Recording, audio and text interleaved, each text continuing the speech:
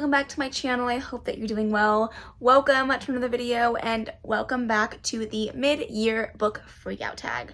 I feel like I have literally never done one of this type of video for like the mid-round checkup. Every time I miss it. Every time I'm just not quite on the right track. I'm not quite at the caliber of all the other booktubers getting it done on time. So this time I'm going to do it. So I wanted to just come on here and talk about my reading for the first half of the year, how it went, some of the highs, some of the lows, and just gush about some of the books that I really enjoyed.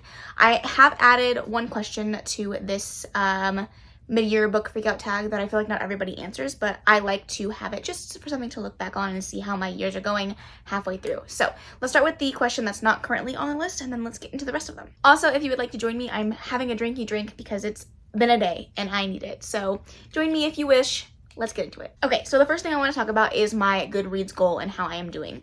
So at the beginning of the year, I did set my Goodreads goal to 150 books.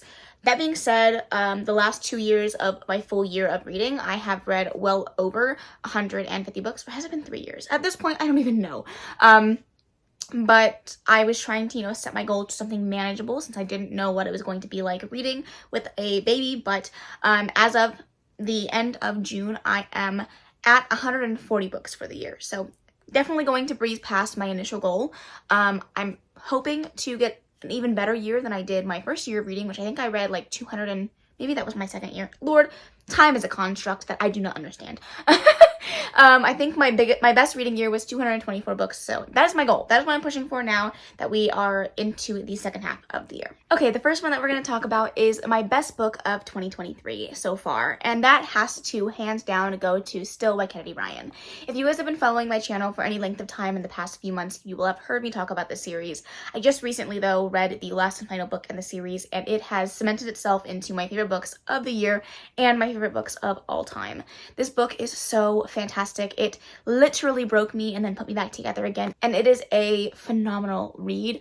I do recommend reading the entire series, obviously, before you get to this one. This is a continuation of a much larger story, but I know for a lot of people, they will feel like they didn't need this book. For me, it was the book that really cemented these characters as favorite characters, and seeing them go through as much as they went through to get to their happy ending at the end was just so worthwhile.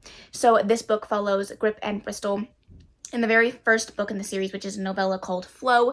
They meet in LA when Grip picks Bristol up from the airport as she's coming down to visit her twin brother, who has had an estranged and a tumultuous relationship with his family in the past, and they are kind of on the rocks, and she's coming to rekindle their relationship.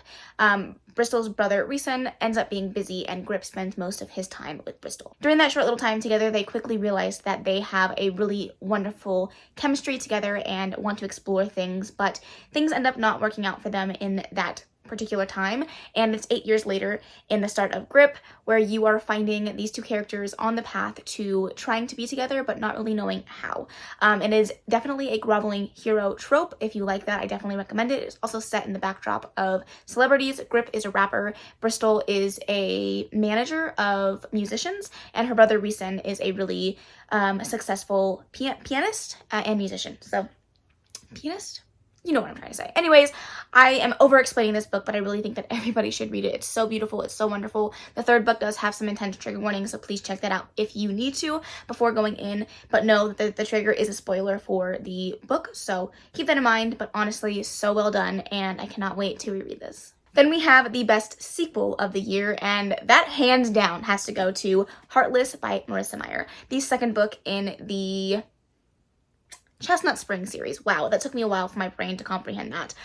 These technically are interconnected standalones, so you could read them in any order, but having read the first book, which I absolutely loved, which was flawless, I loved it so much, gave it 5 out of 5 stars, I wasn't expecting anything to be better than that. And then this book came along and totally swept me off my feet. I absolutely loved book 2, and it is in my favorites of the year list as well. I think that Cade and Willa were so good together, and the chemistry was so palpable on page. I didn't know that I could love a cowboy this much, and I just had so much fun with this. Also, another one of my almost easily every time 5-star tropes is a single parent, and this book has that. Cade is a single father to a wonderful little boy, and Willa comes in to become his nanny, who also is a live-in nanny, so they are forced to be close to each other on a daily basis. And when I tell you guys, this was fantabulously wonderful. I highly recommend it. Okay, question number 3 is a new release that you have and have not read yet. I have not picked up this book for a particular reason, and that is because the entire series is not completed, and I don't trust this author not to break my heart in the process. So that is, of course, Miss Tate James, and her newest series has come out in the Shadow Grove world. So if you guys don't know what the Shadow Grove world is, it starts with the Madison Kate series, and then moves on to the Hades series, and then you also have the Guild series. All of those take place in the same world. They do not need to be read in order, although I do recommend it.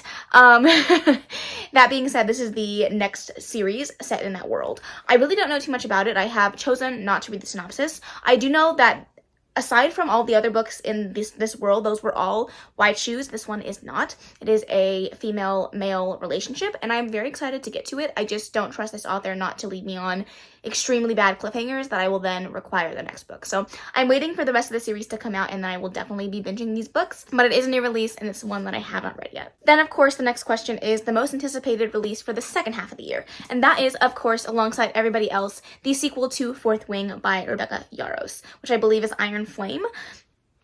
I need it like yesterday. I needed it when I read it last month, and I need it now. I love this book so much. It is definitely my favorites of the year. I'm really hoping that the sequel does not disappoint because it has literally come out the gate swinging. Everybody seems to love it. There are some, negative reviews just like any other book, but I am definitely in the camp that absolutely loved this freaking book, and I cannot wait for book 2. Question number 5 is a bit of a negative, and that is my biggest disappointment of the year. And unfortunately, that has to go to The Bride Test by Helen Huang. I loved books 1 and 3 when I read them. Book 3 ended up in my favorites of the year last year, and I loved book 1 so much. I gave them both 5 stars. And when I say I'm disappointed by this book, it's not like I hated it or DNF'd it by any means. I really enjoyed it, but I gave it a 3-star comparatively to my 5-star books in the rest of the series. This one just seemed to fall a little bit flat. I also didn't really love the trope in this one. I am not opposed to a marriage of convenience story, but for some reason this one didn't work for me, nor did the characters. I didn't feel like the characters really worked well together or that there was that much chemistry on page, and for that reason it did fall flat for me, but I'm really happy to have read it and will definitely reread the series at some point in the future. Then we get to switch it up and talk about my biggest surprise of the year, and that definitely has to go to The Whispering Dark by Kelly Andrew. I don't read a lot of YA fantasy anymore. It's just not something that I'm 100% gravitated towards on an average day, but I picked this one up through my TBR bingo, and I absolutely loved this book. It was the first 5-star YA fantasy that I have given out in a really, really long time, and this one was just so engaging. I had such a great time with it. It was so intriguing. It is a dark academia, spooky type of fantasy with a very interesting type of magic. We're talking about parallel worlds and the ability to rip open seams to different options that are out there. I really enjoyed this book. It also has some really fantastic deaf representation as well as some queer characters. So definitely one that I'm so happy that I read and will 100% be rereading in the future. Then we have my new favorite author, and I have read 2 books by this author last year, but I also read 2 books by this author this year, and it really cemented them as a favorite author for me, and that is Jennifer Hartman. I recently read June 1st, just a few weeks ago at this point, and I loved it. I feel like this book really did so much so well. It definitely deals with the trope that's not going to be everybody's favorite. This is a stepbrother romance. A more like adopted brother romance, and it definitely is a taboo relationship, but I feel like Jennifer Hartman writes these so well and makes it so that you want these characters to be together even though you know that they shouldn't. And it was heartbreaking, it was beautiful, it absolutely ripped my soul out, and it was so well done. I'm so glad that I read it, but I'm definitely still devastated by this story, but it's definitely one that I need to reread in the future. Also, I do not know what's going on with the lighting. I very much apologize for whatever the hell this is. All right, let's talk about newest fictional crushes. And this one was so easy for me because I've read a lot of fantastic male and female characters that I have really big crushes on. So let's talk about it. Okay, so listen, I love Kate in this story, but Willa could get it. I'm just gonna say it out loud, okay? Because it needs to be said. I love Kate. I think that he is a wonderful hero, and don't get me wrong, I find him very attractive. He is definitely one of my book boyfriends, but something about Willa's character in here, I just love a strong-willed, fiery female character that is willing to dominate about what she wants, both in the bedroom and outside the bedroom. And Willa is definitely that character. I loved this so much. And oh, I know why I love it, but every time I think about it, it just makes me so happy.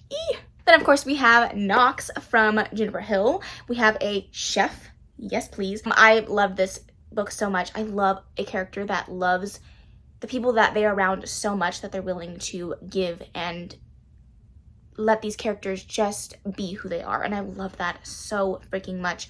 I love the series as well because it also has a romantic suspense aspect to it that adds a little bit extra to the story, and I feel like it's necessary for these stories to flourish. So I really loved Knox so much. I want a man that can cook for me. Actually, I have a man that can cook for me, thank God, or else I would starve. But I loved his character so much in this story, and I cannot wait to read more from this series. And then of course we have to talk about it. Xaden?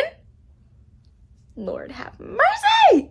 Oh, he is probably my top book boyfriend of the year so far. Something about him just is everything and wonderful and amazing, and I loved him so much. He is badass, he is fierce, he doesn't give a fucking shit about anybody or anything, and he's just a little tortured soul. And something about tortured heroes really just does it for me. I don't know what that says about me, but I loved it. Then we're going to talk about my newest favorite character, and for that I'm going to choose Cece from the Ravenhood series, the first one being Flock. Let me preface this by saying I don't love Cece in this book. That being said, I love Cece in Exodus and The Finish Line. I feel like she has this really incredible arc that she goes through that makes her who she is, and she is a badass in her own right as she's being surrounded by all of this chaos that is being thrown into her life. And I just love the person that she turns into at the end of the story, and I'm a girl crushing over Cecilia. I said that really weird. Cecilia. I loved it. So good. I cannot wait for my reread very soon. I have to bring this one back for a book that made me cry, still, by Kennedy Ryan.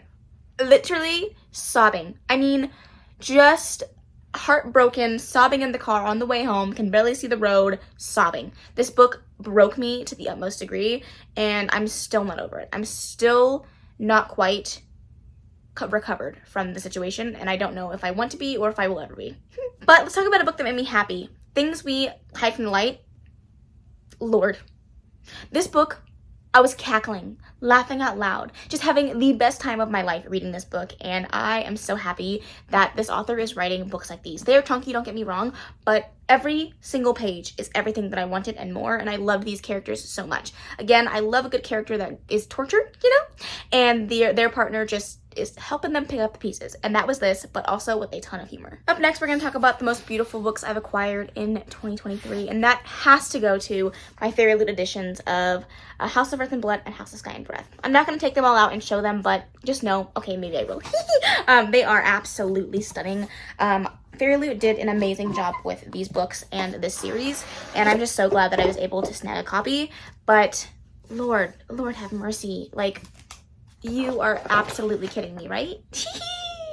Oh, I won't do the other one, but just know, stunning. Absolutely stunning. The sprayed edges.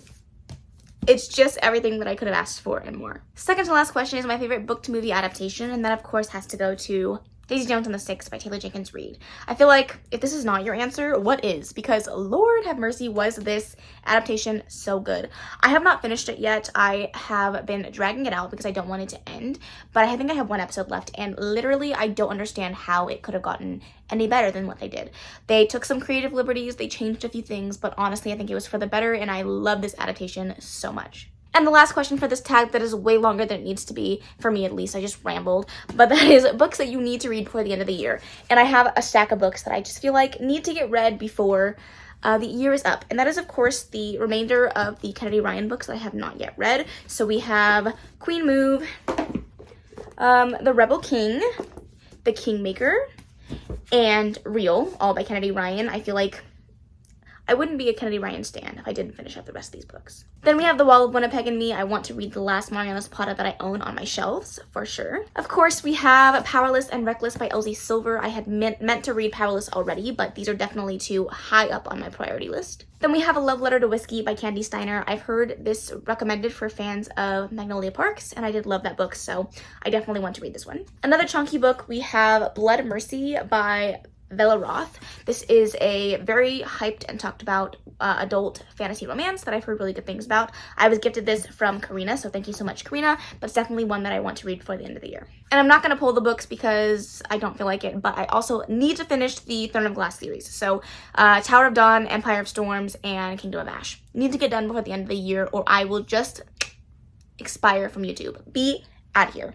So that is everything. That is all of the questions for the mid-year book freakout tag. Let me know how you're doing halfway through the year, what your goals are, books that you've read, any of the books I talked about today, what you thought of them.